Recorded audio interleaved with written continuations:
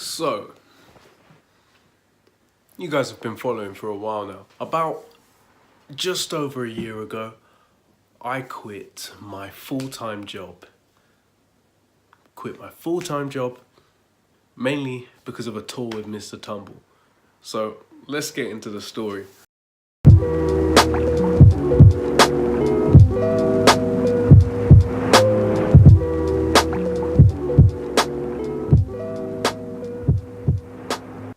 I went to study music, and after my degree, well, just as I was finishing my degree, I actually managed to pick up a lot of media-based work playing bass. So I ended up recording for the film Yardi with Idris Elba, just a small part, but paid very well. And then I got my first BBC gig with the CBeebies Christmas show. So that one was the Snow Queen.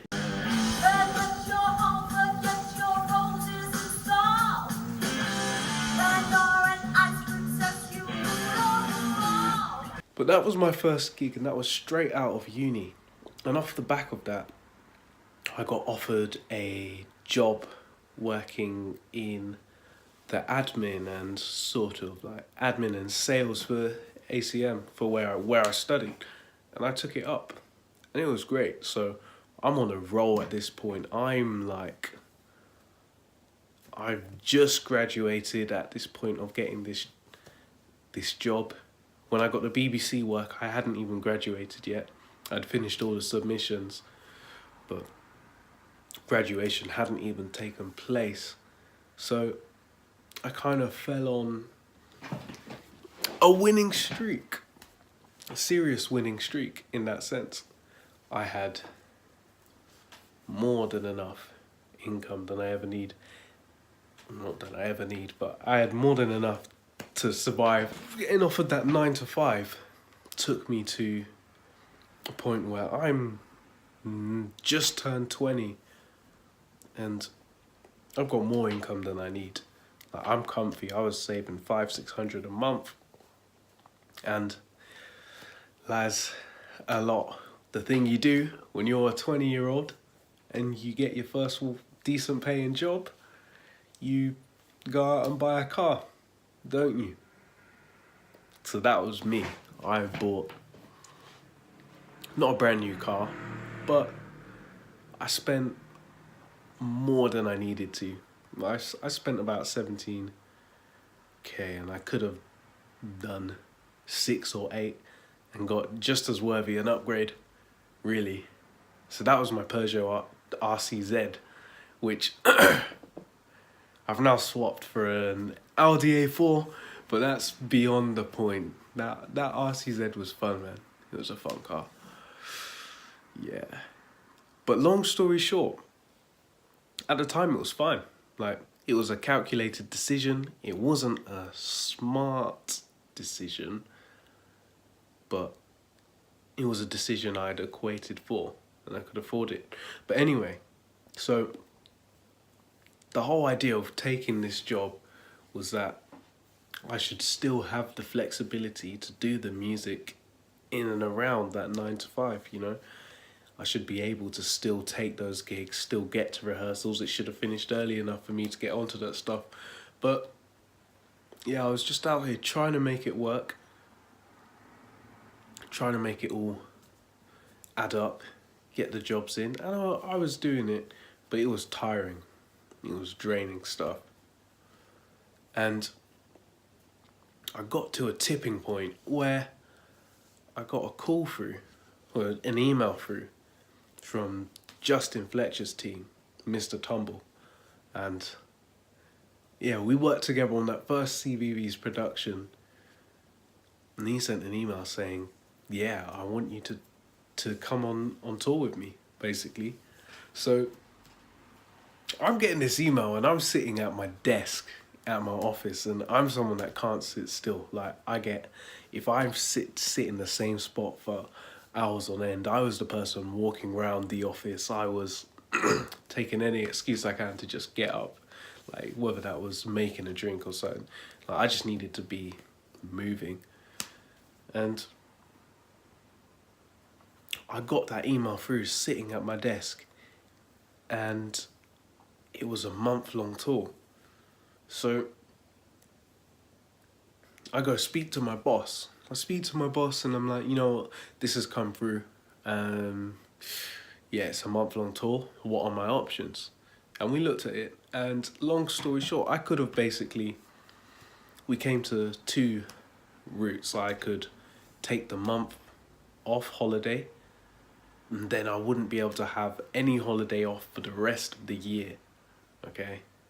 No holiday for the rest of the year. Like, not even one day.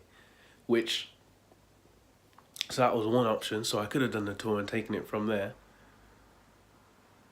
Or the other option was to leave, basically. I had to either take up my entire month's off my entire year's holiday to do that tour, or leave. Now, the problem with taking the month off meant that if I got any other gig in the rest of the year, that meant I couldn't come into work. I couldn't take it. And then I hit a realization moment, like, hang on, I've just spent however much money coming to study to do music, and now I get offered a tour, and I'm gonna think of turning it down because of the holiday at my admin job. Yeah, and that was the push I needed. It was the push I needed to make a decision. So I left. It was a big decision, you know. I had a car payment to deal with. I was enjoying just, it was the first time I've ever just had disposable income like that, where I was just comfortable. I was comfy. Yeah, I knew it was going to be a step back, but it was the right decision. So I go on this tour, and it was an amazing experience. Like, I didn't know how big the kids' space and the kids' world is.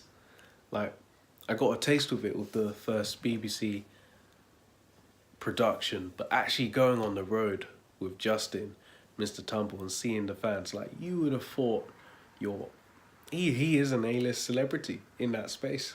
He really is. And yeah, we were going around, we were on tour bus, it was just living life really, and so well looked after. Like, really well looked after, to the point where I was questioning a lot of the other work that I've been doing in music up until that point.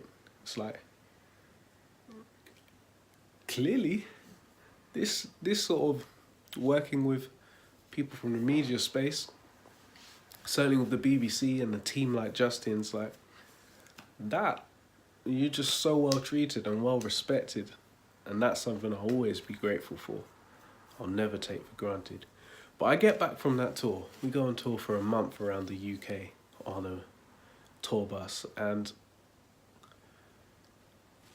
I take a week out in Nice, in the south of France, just really to take a step back, really. I just quit my job and just gone on tour, and then, yeah, I was just taking it all in. I got tickets for like 30 quid, so it was a spur of the moment decision. I literally booked about 5 days in advance, and then jumped out there. Just went out there for 8 days. And it was the first time I've had a chance to really sit down and reflect on it all. And in that moment, you know, sitting on the beach, looking out to the sea, I was just sitting there deep in that. I've quit my job. You know, I got this car to pay for, but we're gonna make it work. We're gonna make it work. And I'm so glad I left, because when I got back, about 3 days later, when I got back to England, I got a call through from the producer of the Christmas show with CBeebies, and I thought it was a call about the next year's Christmas show, but it ended up being a call for Yolanda's Band Jam, which is a TV series here in the UK on CBeebies. So you guys can go and check that on iPlayer if you want to see me up in that. Maybe I've got some clips that I can throw in. Come on, Caleb. You better play that high-end fretboard stuff.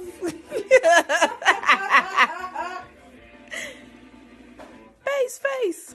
But that's where I ended up. I got the call for that. Now, if I had stayed at my job, taken that month of holiday off, I don't know how it would have happened. I basically would have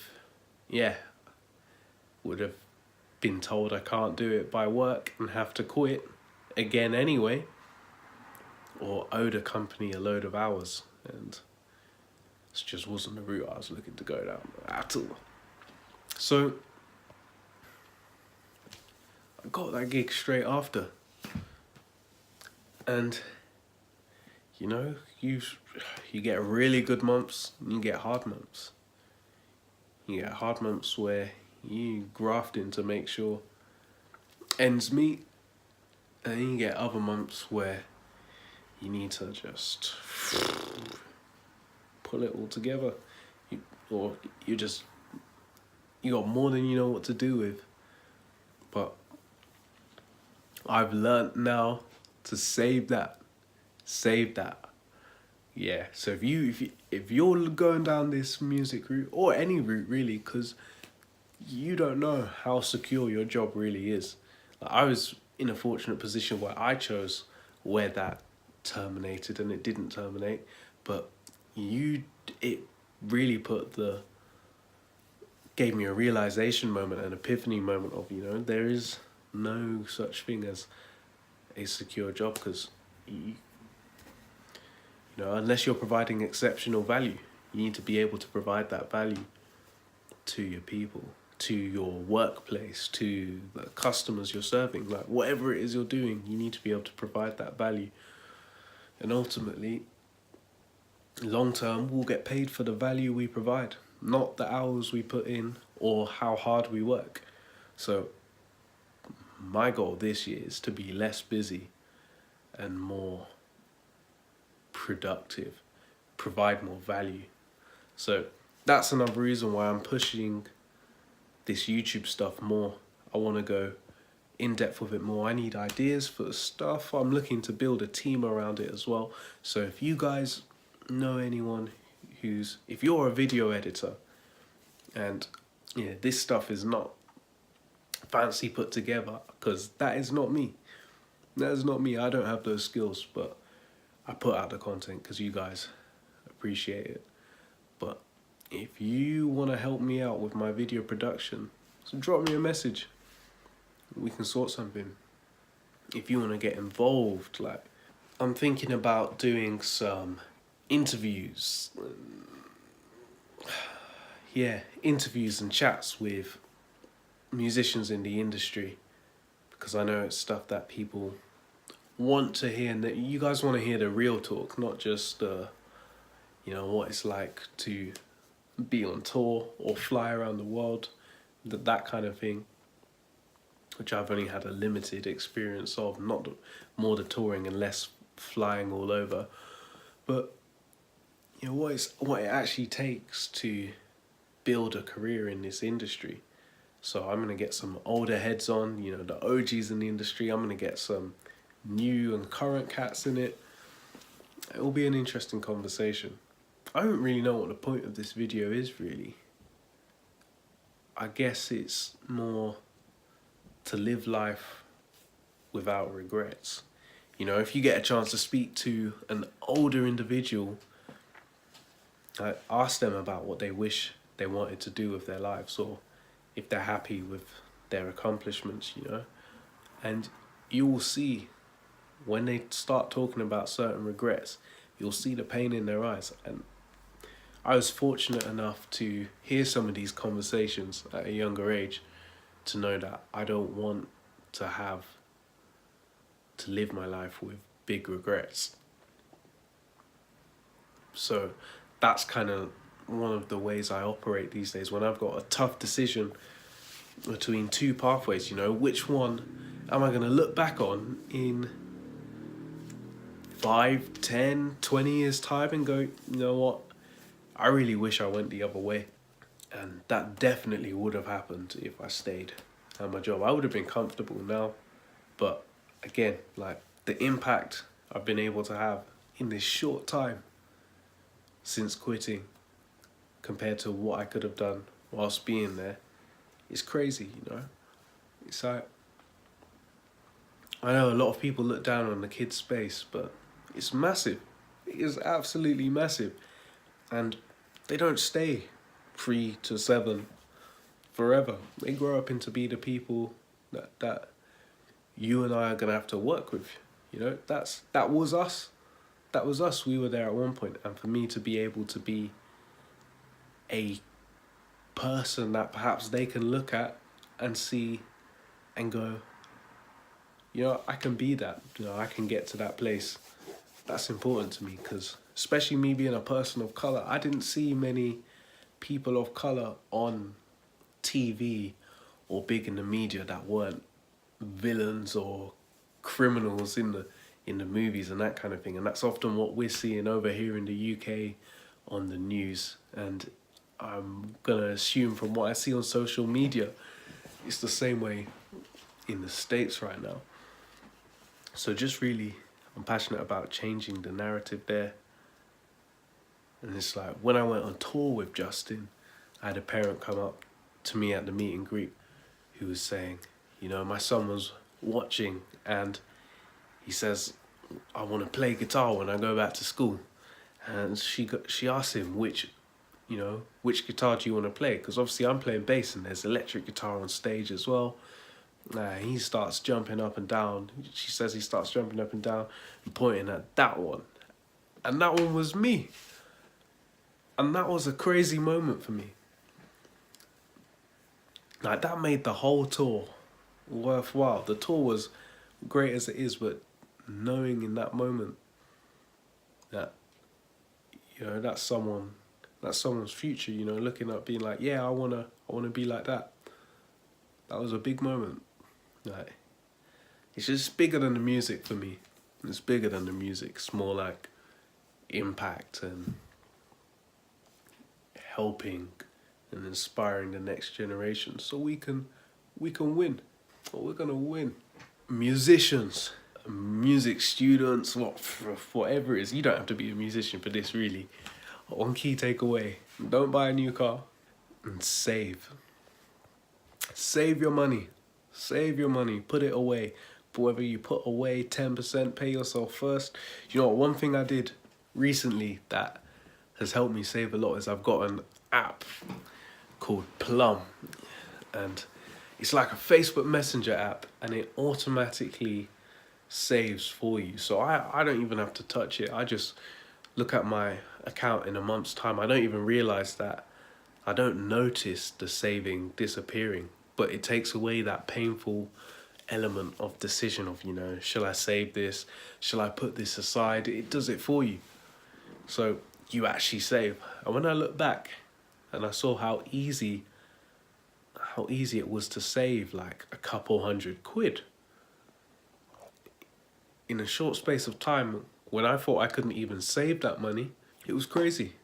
I just saw it in my savings account, and I hadn't even noticed that it had gone.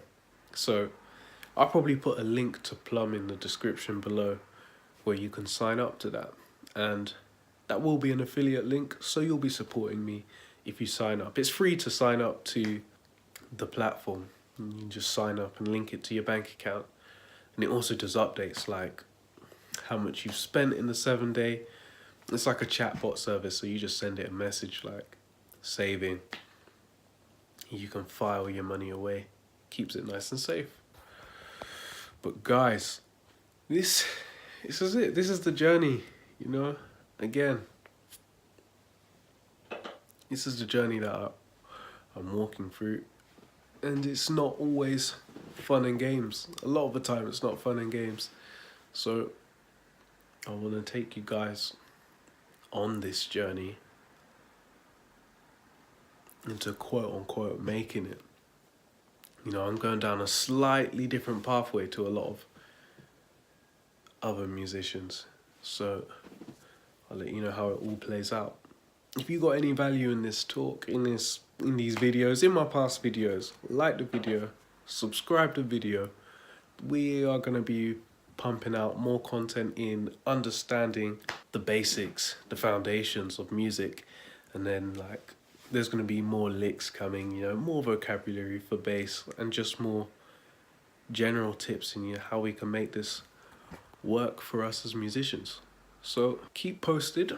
You can even turn on the bell notification, and I'll see you guys in the next video.